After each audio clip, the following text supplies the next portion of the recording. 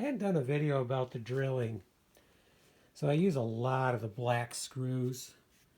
And to do them, the way I like to do it is to drill a hole for the shank of it and for the head of it all in one shot with a drill like this, with a bit like this.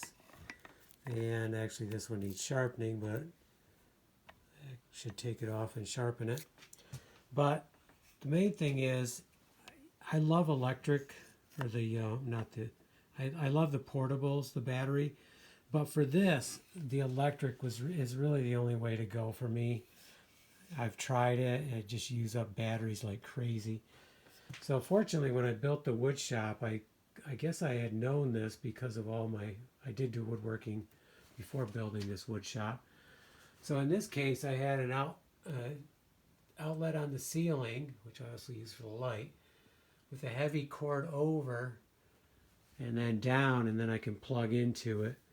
And then I can just put it over here, and when I need it, just grab it, bring it over, and drill it right here, right on the corner of my table, just off the table.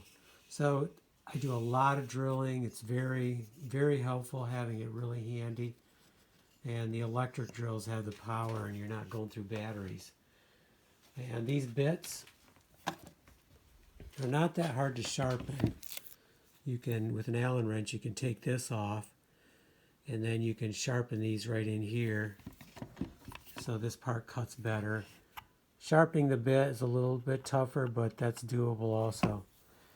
Right now, this one could use some sharpening right in here.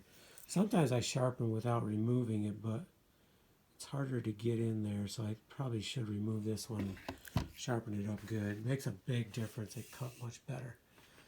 Okay, so tools are very important, and placement and have them handy.